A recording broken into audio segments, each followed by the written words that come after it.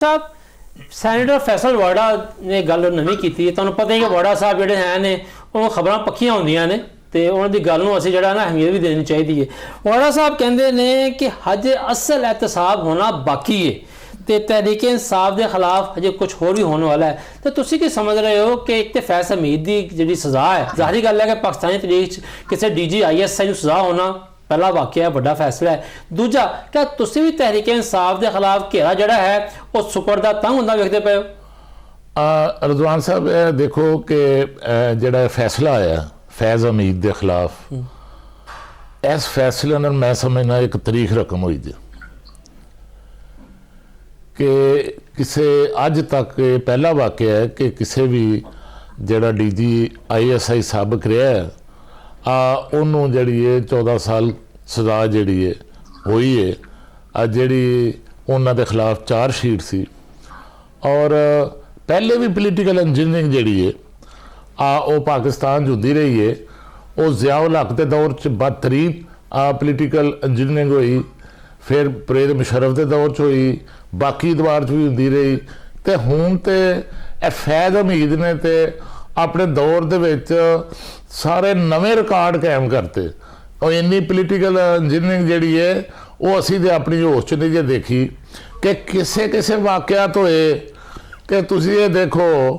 कि पार्लीमेंट का इजलास जिहड़ा है वो पार्लीमेंट के इजलास नूं चलाउण वास्ते भी जिहड़ा है उन्हां दा प्रैशर और दबाव तुहानूं नज़र आउंदा सी। पार्टियां दी तोड़ फोड़ जिहड़ी है वो भी करके एक पार्टी नूं खड़ा किया गया, फिर उस पार्टी नूं इकतदार च लिआंदा गया और एक जड़ा बदनमा और बदतरीन जड़ा वाकया होया सैनट दे विच कि जो उस वक्त चेयरमैन सैनट सादक सजरानी के खिलाफ अदम इतमाद की तहरीक जमा हुई तो वो मोशन पेश करने वास्ते तहरीक पेश करने वास्ते जदों उस वक्त अरकान जड़े सन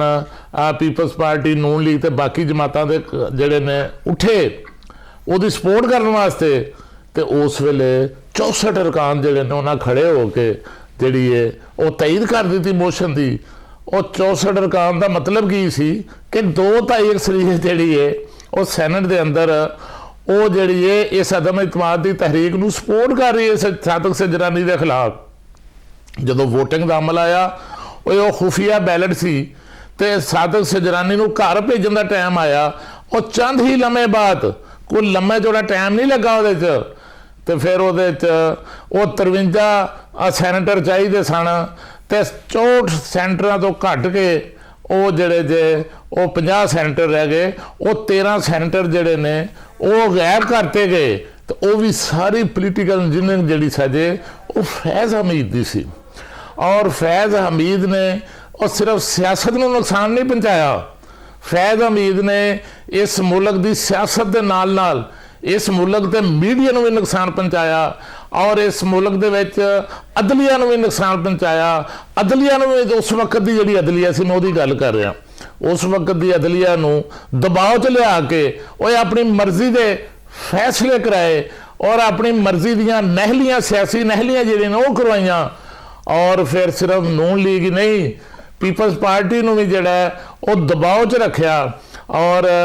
जी गल की है बिलावल भुट्टो जरदारी ने वो बिल्कुल उन्हें बिल्कुल सही गल की जे कि रात के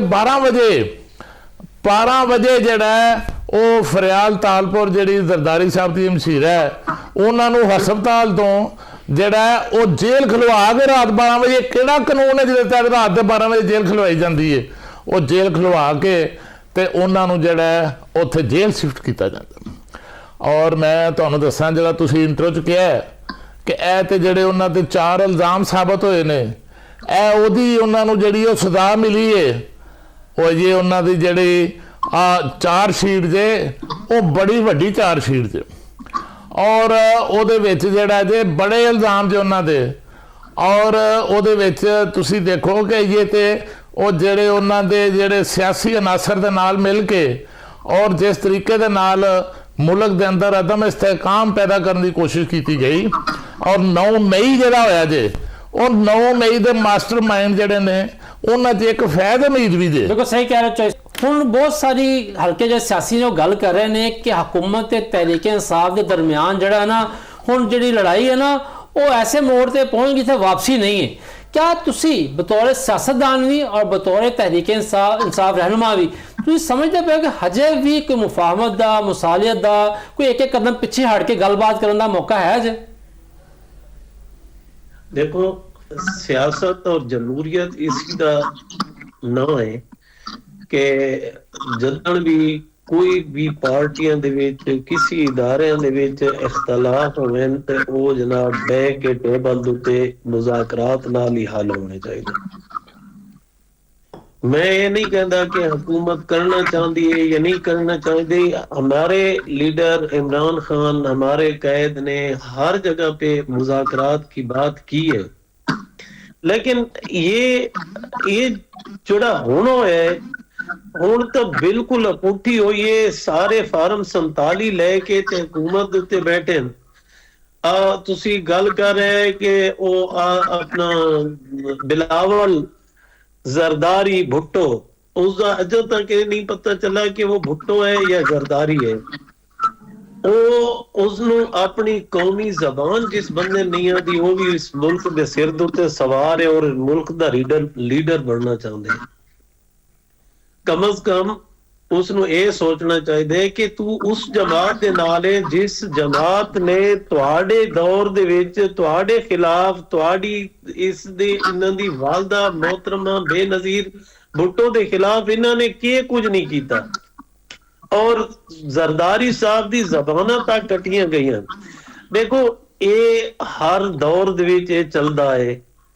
हर दौर दे विच ये सजावां, ये पहली सजा नहीं हुई फैज हमीद नूं, इस तों पहले भी दुरानी साहब नूं हुई, इस तों पहले कई जरनैलां नूं सजाई होईयां,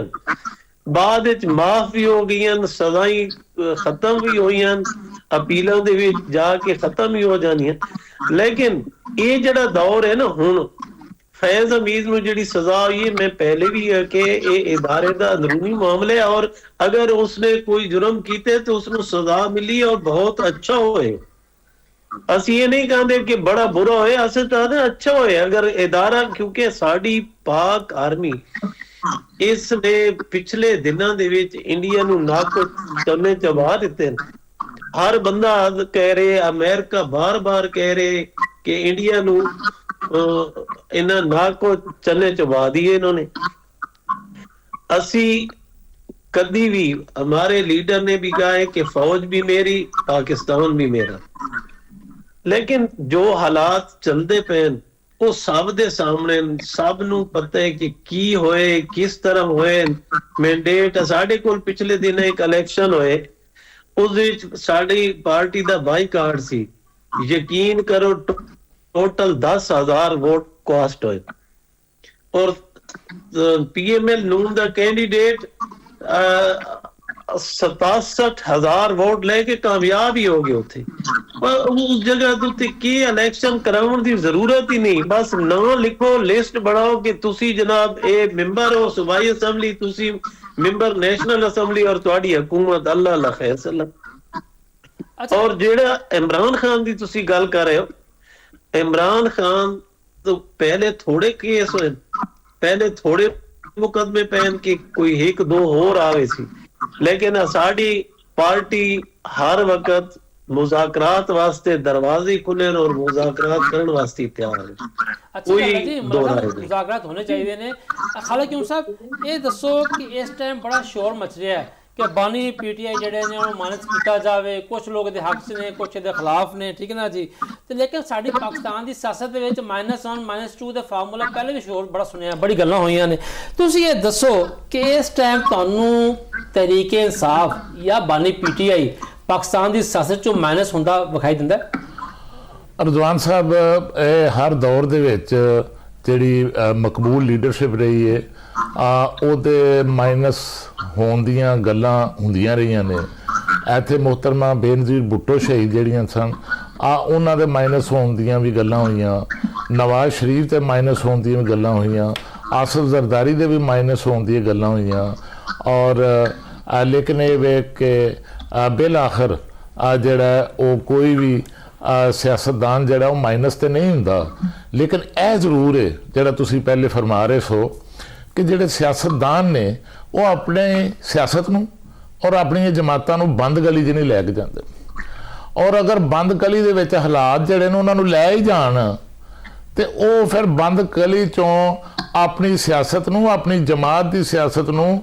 ਬੰਦ ਗਲੀ ਚੋਂ ਕੱਢਣ ਦੀ ਸਲਾਹੀਅਤ ਵੀ ਰੱਖਦੇ ਨੇ।